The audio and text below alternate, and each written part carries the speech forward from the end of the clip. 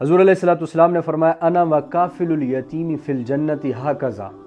کہ میں اور وہ شخص جو یتیم کی کفالت کرتا ہے جنت کے اندر ایسے ہوں گے۔ جو دو انگلیوں کی طرف اشارہ فرمایا،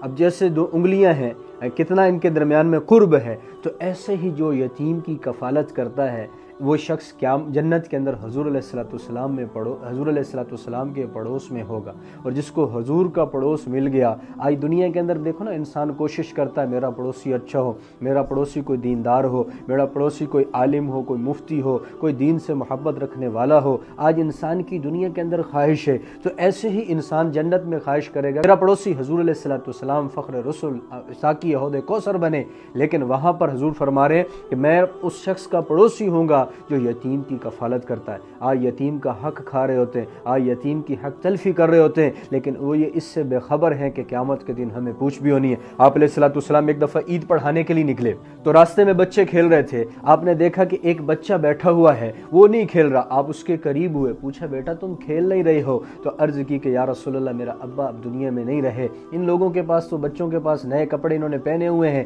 یہ خوشی سے عید منا رہے ہیں، میرے والد دنیا میں نہیں ہیں، لہٰذا وہ ہوتے تو مجھے کپڑے پہناتے، پھر میں بھی ان کے ساتھ ان کی خوشیوں میں شامل ہو جاتا۔ حضور علیہ الصلوۃ والسلام نے بچے کو کندھوں پر بٹھایا، واپس آ گئے، اور آپ گھر آ کر امی عائشہ رضی اللہ تعالیٰ عنہ سے فرمایا اس بچے کو نہلاؤ۔ اما فاطمہ کے پاس پیغام بھیجا کہ حسن کی عمر کا بچہ ہے، حسن کے کپڑے بھیج دو۔ اما فاطمہ رضی اللہ تعالیٰ عنہ نے کپڑے بھیجے، حضور علیہ الصلوۃ والسلام نے اس بچے کو کپڑے پہنائے۔ پھر حضور علیہ الصلوۃ والسلام نے اس کو پوچھا کہ جب تیرا ابا عیدگاہ کو جاتا تھا تو بیٹا تمہیں کیسے لے کر جاتے تھے؟ تو انہوں نے عرض کی کہ یا رسول اللہ میرا ابا مجھے کندھے پر بٹھا کر پھر عیدگاہ کی طرف لے کر چلتے تھے۔ حضور علیہ الصلوۃ والسلام تشریف فرما ہوئے اور آپ علیہ الصلوۃ والسلام نے فرمایا کہ میرے کندھے پر بیٹھ جاؤ۔ حضور علیہ الصلوۃ والسلام کے کندھوں پر وہ بچہ بیٹھ گیا۔ آپ علیہ الصلوۃ والسلام اس بچے کو کندھوں پر بٹھا کر جب ان بچوں کے پاس سے گزرنے لگے ہوئے بچوں کو دیکھ کر بیٹھا ہوا تھا، تو ان میں سے ایک بچہ کہہ رہا ہے کاش کہ میں بھی یتیم ہوتا، آج حضور علیہ الصلوۃ والسلام کے کندھوں پر میں بھی بیٹھا ہوا ہوتا۔ آپ علیہ الصلوۃ والسلام مسجد میں پہنچے،